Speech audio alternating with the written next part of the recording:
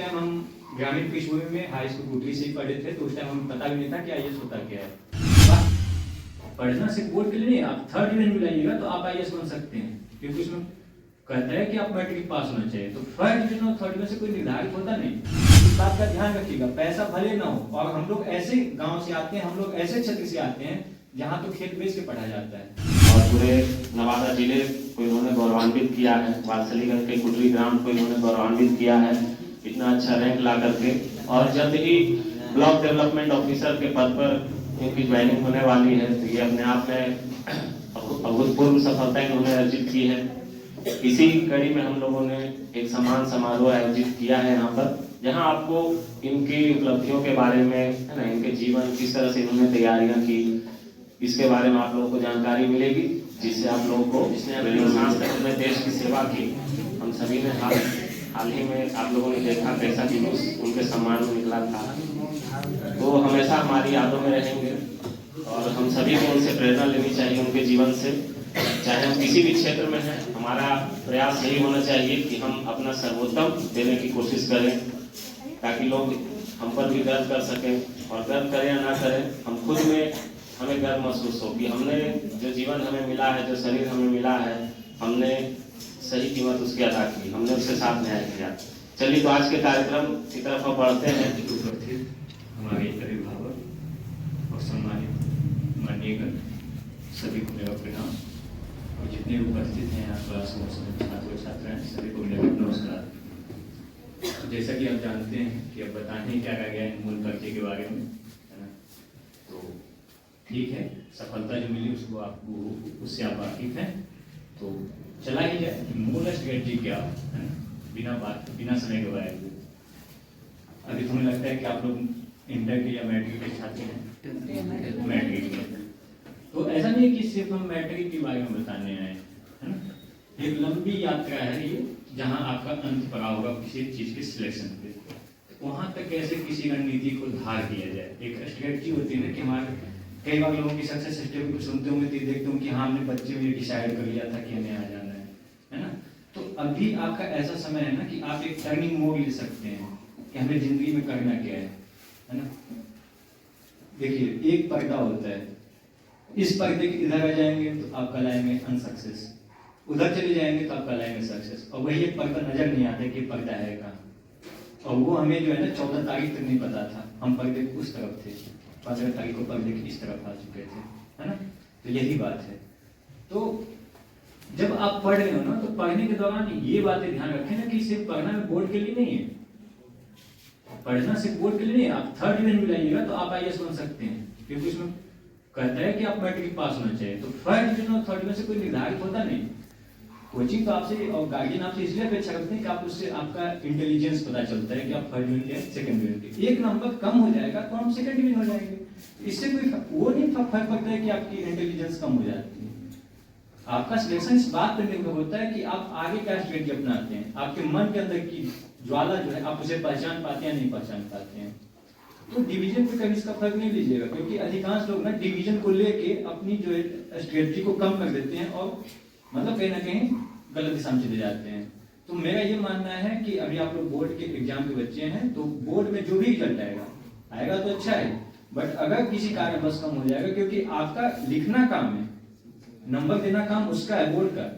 तो भाग्य संयोग बहुत कुछ काम करता है, जो किसी कारणवश कम आ जाए तो अपने तैयारी को कम नहीं करना है। आपके मैट्रिक, इंटर, स्नातक के नंबर से कोई फर्क नहीं पड़ता आपके वहां के सिलेक्शन पे। इस बात का ध्यान रखेंगे। आपका मूल लक्ष्य जो होगा वो है कि सिलेक्शन पाना, है ना। बशर्ते ध्यान रखेंगे कि अभी हम जो पढ़ रहे हैं वही आगे काम आएगा, है ना। आगे वही चीजें किताबों में लिखी हुई जो आपके 10th वाली हैं। आगे आप जब सिलेक्शन के लिए जाएंगे तो वही 10th की एनसीईआरटी हमें भी पढ़नी पड़ती है। हम 6 से लेकर 12वीं तक एनसीईआरटी पढ़े हैं, तो वही किताबें फिर आगे चल के पढ़नी होगी, उसी का शॉर्ट आप पढ़ेंगे।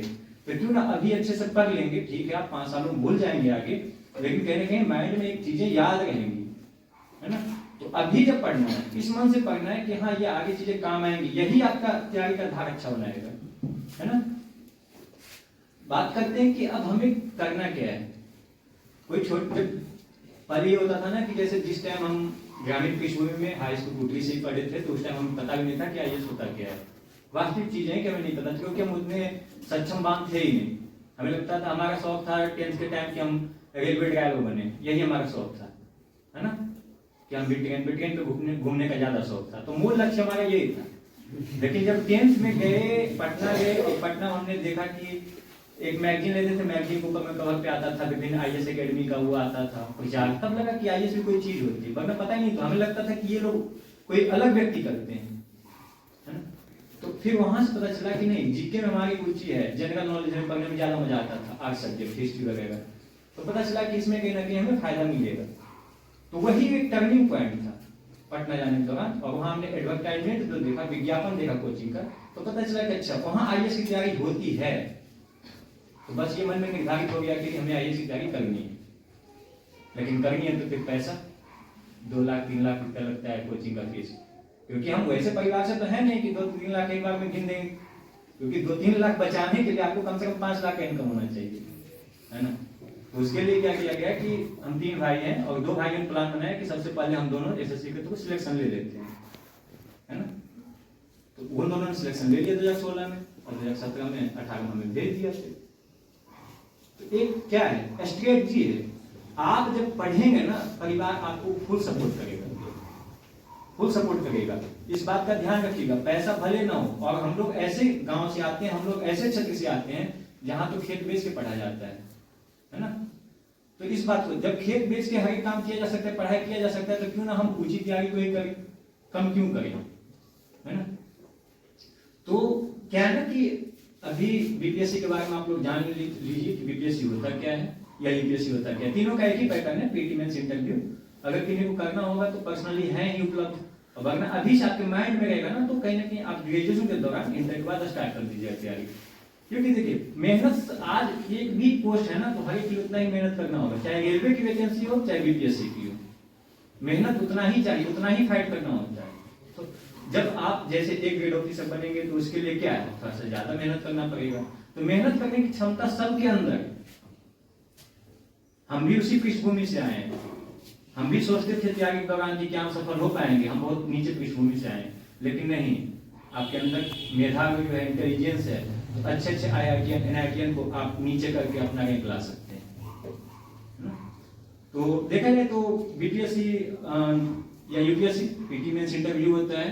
पीटी जो होता है वो यूपीएससी में 200 नंबर का होता है, 100 क्वेश्चन होता है, और उसी दौरान जो होते हैं वो सेकंड पेपर सीसेट का होता है। सीसेट क्वालिफाइंग होता है, मतलब 200 में 67 नंबर लाने होते हैं, और फिर जीएस फर्स्ट वाला पेपर। जब पीटी क्वालिफाई कर जाएंगे तो पीटी के नंबर का कोई वैल्यू नहीं है, आप सिर्फ क्वालिफाई करके वो नंबर जुड़ेगा नहीं।